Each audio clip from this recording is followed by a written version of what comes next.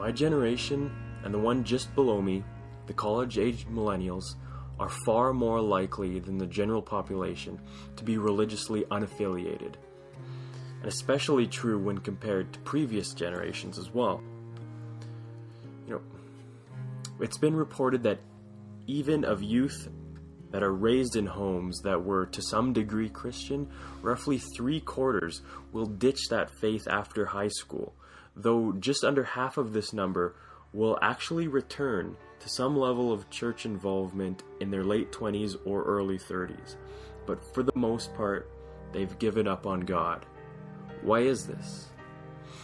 Well, I myself certainly fall into a similar type of narrative. I was raised in at least a nominally Christian home where church attendance was at least sporadic. I was altogether apathetic towards it, if anything. I ditched it for my friend's church youth group at a different denomination in high school. Went to summer Bible camp, hung out with the Christian kids, went to youth group. Didn't really care for the churchy Christianity aspect of it all, though. So, no wonder I left it behind after high school. A lot of things happened between then and now, but, that's a lengthy story for another time. But what I can do is have the ability of hindsight to look back and see just why I didn't truly believe and what was always holding young people like me back. Over all those years, I can also see in others why they didn't truly believe either. And so what I want to do here really is to scrutinize and articulate just why it is the younger generation, us millennials, have such a difficult time believing in a God. So I'm taking a lot of this from personal experience, from my younger self, and from others that I knew and observed as well. I think there are a number of key issues.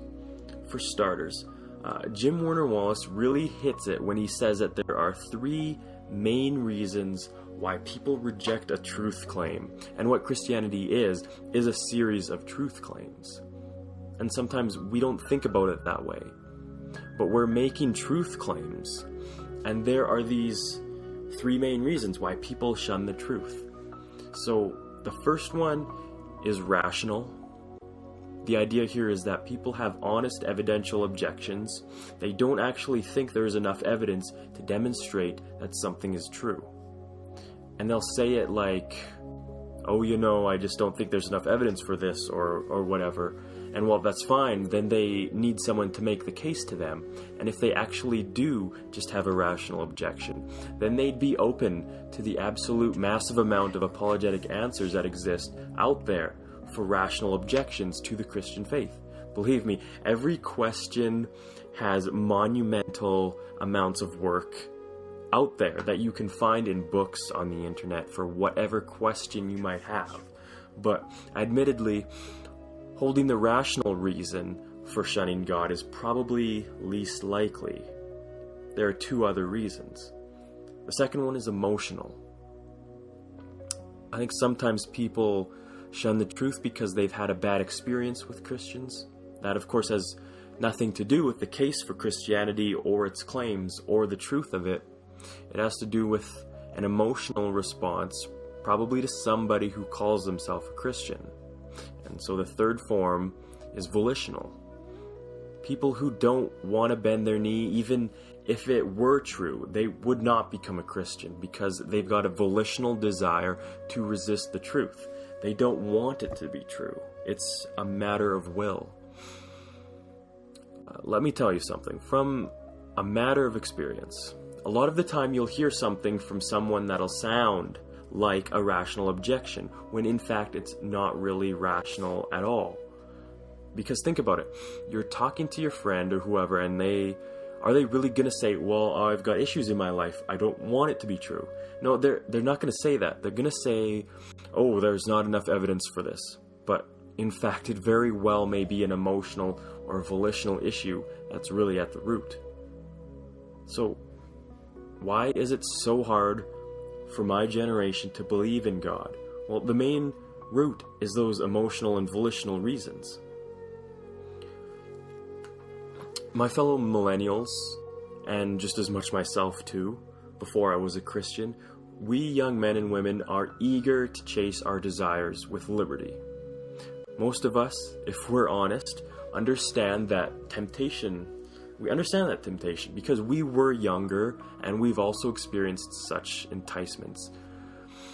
For many of my fellow millennials, either when it gets to high school or like me going off to the college university years, it's the first opportunity that they've ever had to be free of their parents' consistent oversight. It's also a place filled with attractive young people. Consider the strength of the temptation and imagine the selfish value of an alternative worldview that says, hey, chase your passions and your desires without restriction, without inhibition, without guilt. For many, atheistic naturalism, with its alternate creation story, alternate moral code, materialistic values and goals, is an incredibly attractive alternative to something like Christianity.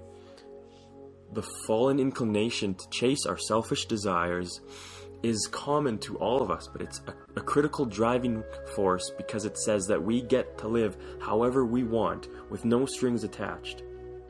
Additionally, university campuses are generally hostile to Christianity. Did you know that only 6% of college faculty members are followers of the Word of God? Most see it as an ancient book of fables, legends, history, and moral precepts, and have very unfavorable feelings toward evangelical Christians. The university really is a battleground populated with people opposed to Christianity.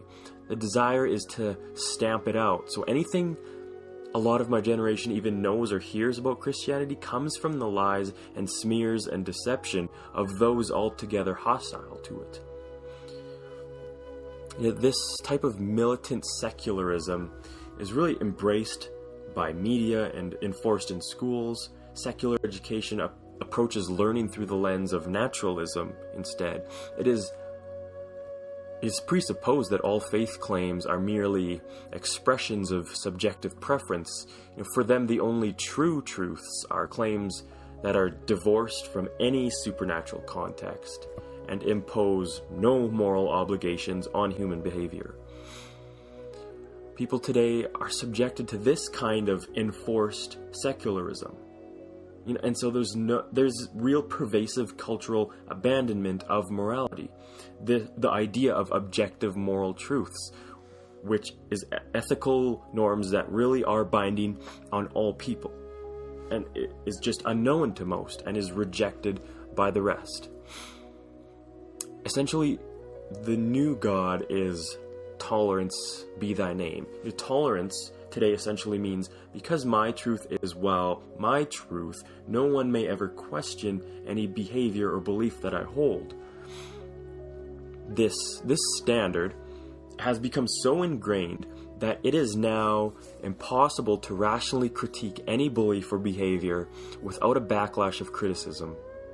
And so we've also got this intellectual skepticism.